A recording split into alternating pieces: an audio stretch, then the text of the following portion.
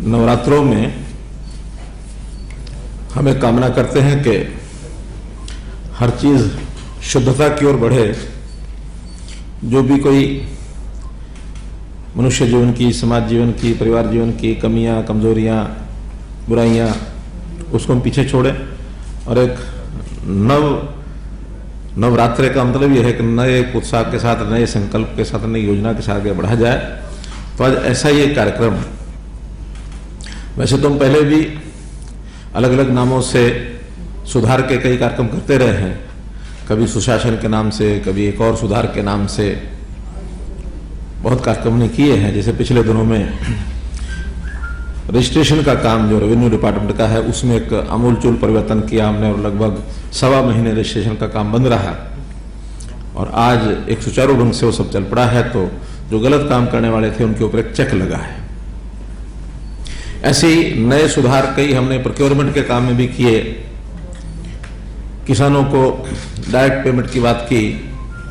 बहुत सी चीजें ऐसी थी जो सिस्टम में एक बहुत सालों से अभ्यास गलत पड़ा हुआ था कि बाहर के प्रदेशों से सस्ती चीजें लाना और यहाँ महंगे रेट पर बेचना।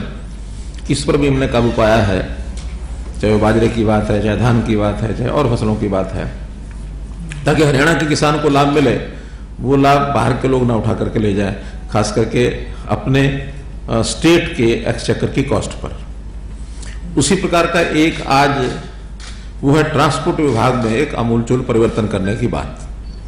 और उसमें भी पूरा ट्रांसपोर्ट विषय नहीं ले रहे, उसमें हम आरटीए ऑफिस, इसके सुधार के लिए एक योजना बनाई है हमने। बहुत शिकायतें आती रही हैं आरटीए ऑफिस में, भ्रष्टाचार, और बहुत से ऐसे कॉकस बन गए, ऐसे ग्रुप बन गए, और जो म्यूचुअल इंटरेस्ट के नाते से सब एक दूसरे का लाभ करते रहे और सरकार को उसका नुकसान भी होता रहा, पब्लिक को भी नुकसान होता रहा। उसको ठीक करने के लिए हमने जो योजना बनाई है उसके मुख्य मुख्य बिंदु आपके सामने मैं रखता हूं। पहले तो ये जो हमारा जो आरटीए, जो सेक्रेटरी रीजनल ट्रांसपोर्ट अथॉरिटी, ये जो था इसको एक एडिशनल काम करके दिया जाता था, कभी एडीसी को, कभी किसी और अधिकारी को। तो आगे से डिस्ट्रिक्ट का एक अलग officer, dedicated officer, exclusive officer, ये इस काम को देखेगा। अभी एडिशनल चार्ज नहीं मिलेगा किसी को भी, क्योंकि ट्रांसपोर्ट अथॉरिटी का अपने में बहुत बड़ा काम होता है।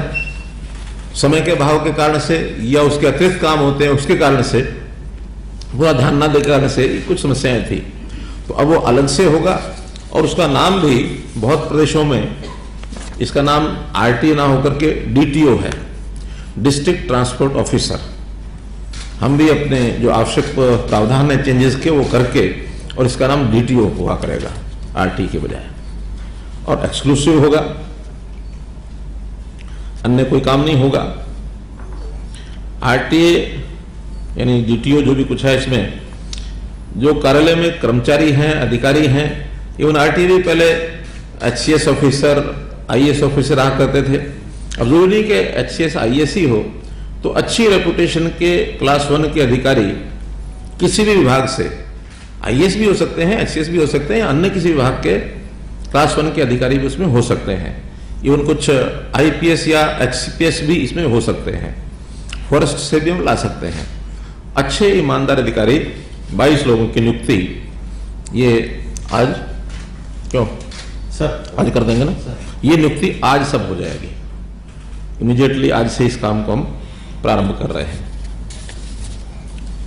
जिलों में ऐसे व्यक्ति जो बिचौलियों का काम करते थे, ट्रांसपोर्टर्स और आरटीएफएस के बीच में, ड्राइवर से मिले रहते थे, मालिकों से मिले रहते थे, ऑपरेटर्स से मिले रहते थे, तो जो बिचौली है, जिसको यूसीएम के नाम से जाना जाता है, अंग्रेजी में यूसीएम क्या होता है, उसका यूसीएम की क्या शब्दावली है?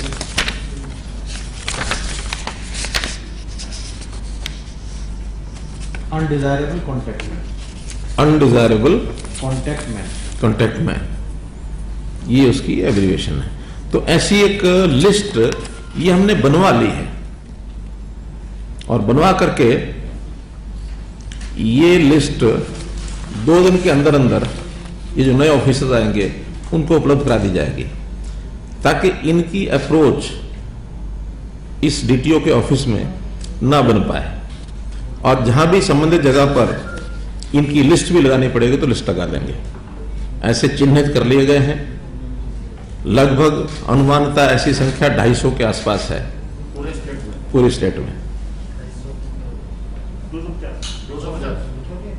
बिचौली है, यानी अगर ऑन एवरेज देखें तो हर जिले में 10 लोग हैं।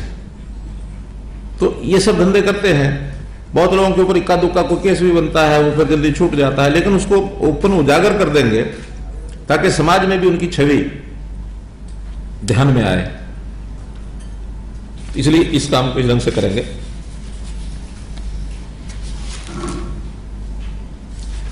बहुत से व्हाट्सएप ग्रुप बने हुए हैं, जो ऐसे जो स्टाफ लोग कर्मचारी हैं वो लोग, और इसमें बिचौलिए और ट्रांसपोर्टर्स के मालिक और ड्राइवर्स। कभी भी कोई मूवमेंट किसी अधिकारी की किसी सड़क पर होने लगती है तो वो जो ऑपरेटर है इस व्हाट्सएप ग्रुप का, वो कर्मचारियों के नजदीक होता है। उसको इन्फॉर्मेशन मिलते ही सारे उस रूट पर ये जानकारी उनको मिल जाती है कि अब आरटीए आ रहा है या ये अधिकारी आ रहा है, ये छापे लगाएगा या रोकेगा, ओवरलोड रोकेगा, ये करेगा वो करेगा। सब अलर्ट हो जाते हैं, गाड़ियों को साइड में लगा करके और साफ हो जाते हैं। तो इन व्हाट्सएप ग्रुप्स को भी डिस्करेज किया जाएगा और उन व्हाट्सएप ग्रुप्स के माध्यम से ही एक मैसेज सबको दिया जाएगा कि आगे से ये चैप्टर बंद। अब जो भी इस प्रकार के काम को करेगा, strict action would be taken against the culprit. ये जो माल ढोने वाले वाहन है, कमर्शियल वाहन, इनकी फिटनेस की जांच के लिए इंस्पेक्शन और सर्टिफिकेशन सेंटर, ये जो पहले तो मैनुअली सब करते थे, एमवीआई सड़क किनारे बैठ करके, और एमवीआई जो है जिस प्रकार का धंधा करते थे, आज भी अभी प्रैक्टिस है, लेकिन उसको सबको बंद करने की हमने प्लानिंग बना ली है। रोहतक में एक इंस्पेक्शन एंड सर्टिफिकेशन सेंटर ये हमने बनाया है और 6 सेंटर इस प्रकार के लगभग 150 करोड़ रुपया लगा करके अंबाला, करनाल, हिसार, गुरुग्राम, फरीदाबाद, रेवाड़ी, इनमें भी स्थापित किए जाएंगे, ताकि सभी गाड़ियों का फिटनेस चेकअप इलेक्ट्रॉनिकली हो सके। ऐसा नहीं कि गाड़ी आई, दिखाया और उसको बस एक सर्टिफिकेट दे दिया तो जाओ भाई, जिसके कारण से एक ऐसा व्हीकल जो शायद अनफिट होता है तो भी उसको फिटनेस सर्टिफिकेट बड़ा आसानी से पैसे देकर के मिल जाता है, जिसके कारण से एक्सीडेंट्स ये बहुत होते हैं, जिसके कारण से वो वाहन जो है वो अपने आप में योग्य नहीं होता चलने के।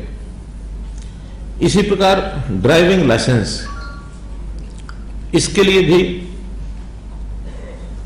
ऑटोमेटेड ड्राइविंग टेस्ट ट्रैक ऐसे 11 जिलों में कैथल, बहादुरगढ़, रोहतक, फरीदाबाद, नूंह, भिवानी, करनाल, रेवाड़ी, सोनीपत, पलोर और यमुनानगर, ये ऑटोमेटेड ड्राइविंग टेस्ट ट्रैक एडीटीटी ये बनाए जाएंगे, ताकि वहां जो ड्राइविंग का टेस्ट देगा वो ऑटोमेटिकली उसको क्या आता है क्या नहीं आता है ये ट्रैक हो जाएगा।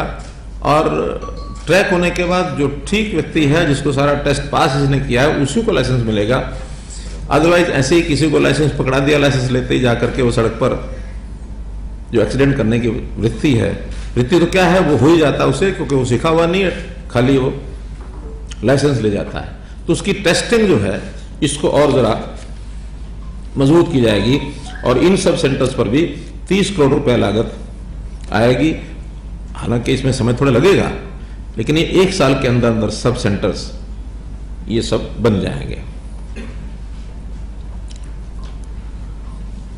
ओवरलोड वाले जो वाहन हैं, इनकी भी पहले तो जाकर के ये किसी भी कांटे पर, धर्म कांटे पर जाकर के वाहन कराते हैं, उतना तोल कराते हैं, पर्ची लाते हैं, उसमें से किसी ने कराया, किसी ने नहीं कराया। अब इसमें एक नया प्रावधान हम जोड़ रहे हैं कि पोर्टेबल स्केल ऐसा होगा, सड़क पर कहीं भी रख दिया जाएगा वाहन आएगा उसको पता ही नहीं होगा, आएगा चलेगा, उसके ऊपर से निकलेगा तो उसका वेट कितना है वो पता लग जाएगा।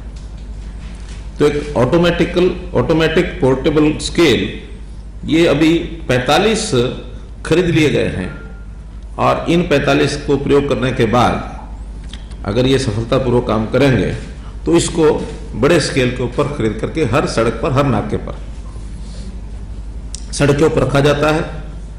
केवल उसकी ऊंचाई 1 इंच से भी कम होती है और वो टेपर होता है, वाहन को पता भी नहीं लगता है।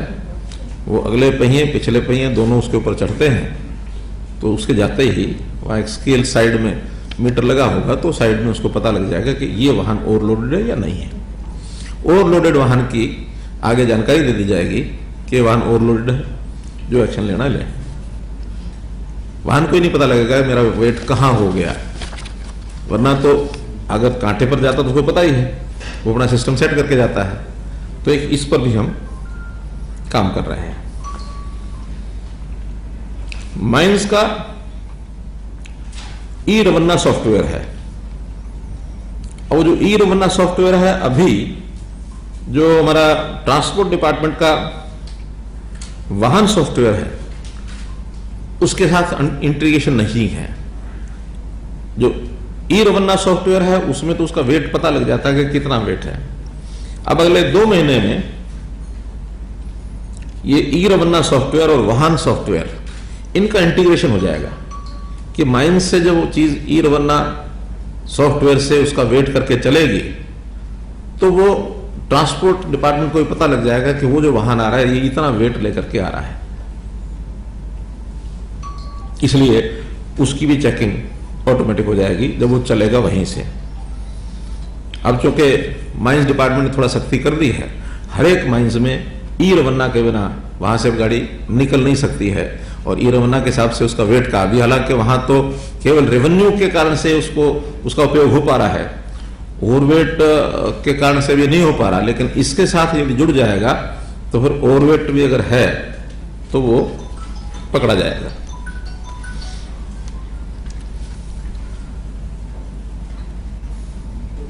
आरटीए की चेकिंग वाली जो टीम है वो टीम भी गड़बड़ न करे तो अब कोई भी इंस्पेक्शन के लिए इंस्पेक्टर निकलेगा तो उसकी बॉडी पर बॉडी कैमरास लगे होंगे और बॉडी कैमरा लगने के बाद वो उनकी आपस में बातचीत क्या हुई है, उसने क्या देखा है, क्या लिया, क्या दिया, वो सारा उस बॉडी कैमरा में फिट हो जाएगा। उस बॉडी कैमरा की सारी रिकॉर्डिंग ये डिपार्टमेंट उसको देख सकेगा, सुन सकेगा, ताकि ये जो आता है कि भाई इंस्पेक्टर जो है वही गड़बड़ करने वाला है तो उसके ऊपर भी नजर रखने के लिए टेक्नोलॉजी की ये सहायता की जाएगी। इसी प्रकार वाहनों की जो पार्किंग है, शहरों में पार्किंग की कई जगह पर बहुत बुरी हालत है, पार्किंग के स्थान नहीं बने हैं। ये जिम्मेवारी भी डीटीओ की ही होगी कि वो अलग अलग संस्थाओं के माध्यम से जिनकी पहले जिम्मेवारियां हैं, चाहे यूएलबी की है, चाहे एचएसवीपी की है, तो वो सारा उनके साथ करा के तालमेल बैठा के वो काम भी डीटीओ का होगा, क्योंकि भी ट्रांसपोर्ट से जुड़ी हुई चीज है कि पार्किंग की व्यवस्था ठीक हो जाए। इसी प्रकार रोड साइड में लोग गाड़ियां खड़ी कर देते हैं, वो भी हैफाजर्डली खड़ी न करें। अभी तक उसकी चेकिंग जो पुलिस के जिम्मे है, अब उसकी जिम्मेवारी भी डीटीओ की होगी। तो ये विषय भी उनको दिया गया है। हर शहर में ट्रांसपोर्ट नगर, अभी तक ये काम एचएसवीपी या अर्बन लोकल बॉडीज के माध्यम से ही होता है। काम बहुत स्लो हो जाता है, योजना बनती है 5-5 साल 10 साल लटका रहता है। वो काम भी डीटीओ को दिया जाएगा ताकि हर एक शहर में जहां कंजेशन ज्यादा है या जो ये ट्रांसपोर्ट नगर, खासकर जो ट्रांसपोर्टर्स हैं, उनके सबके केंद्र वहीं बने, वहीं से लोड करें, अपलोड करें, शहर अंदर से डीकंजेस्ट हो जाए। तो ये ट्रांसपोर्ट नगर का भी काम उनको दिया जाएगा।